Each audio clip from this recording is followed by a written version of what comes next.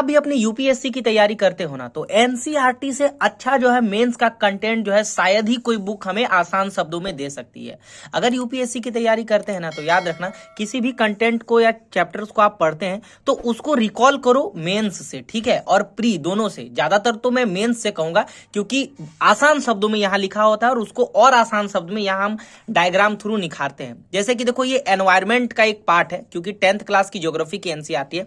देखो कितना अच्छा, क्योंकि एनवायरमेंट एक ऐसा चैप्टर है ना कि मेंस में तो ये फेवरेट है, मेंस में तो हर साल इससे क्वेश्चन जो है बनते ही है, आते ही है एनवायरमेंट का, और प्री में भी आते हैं। तो यहां देखो जैसे कि ये सामान्य जो है प्राकृतिक जाति है या पौधे हैं उनका बारे में लिखा गया है कि कौन संकटग्रस्त है, सामान्य जाति, सुभेद जाति, दुर्लभ जाति, लुप्त जाति और स्थानिक जाति।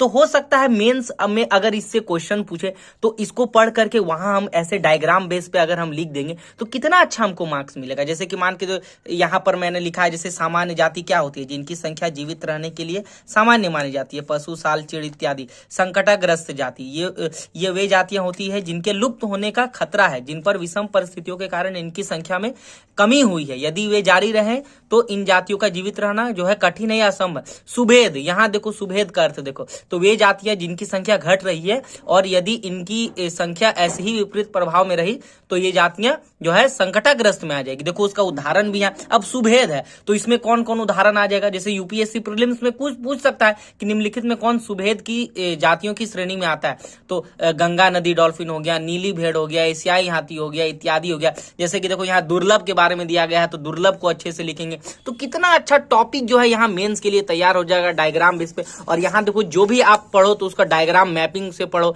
क्योंकि देखो आपका नोट्स आपके ही पास रहेगा जो आपका काम देगा, ठीक है। यहाँ पर देखो, जैसे यहाँ पर देखो डायग्राम थ्रू मेंस का यहाँ कितना अच्छा कंटेंट तैयार किया है, ताकि हमको इसमें पढ़ेंगे तो मार्क्स अच्छा मिलेगा। जैसे मृदा अपर्दन के बारे में यहाँ है, और भी देखो जैसे डायग्राम फ्लो चार्ट का, जितना हम फ्लो चार्ट का आदत लगाएंगे ना उतना हम वो जो है मेंस में अच्छा जो है लिख पाएंगे और प्री का एक अच्छा भी कंटेंट। एनसीईआरटी को पढ़ने के बाद जब उसका आप नोट्स बना लो ना, तो सबसे इंपॉर्टेंट आपको क्या करना है, एक आपको रफ जो है व्हाइट पेज यहाँ पे रखना है। और इस तरह का जो यूपीएससी का जो होता है उसका आप कोशिश करो मेंस का ऐसे प्रॉपर जो है आप जो है 2 से 3 पेज है, जितना आपका क्षमता है उस हिसाब से क्या करो, आप उसका आंसर राइटिंग प्रॉपर वे में यहां करो, है ना।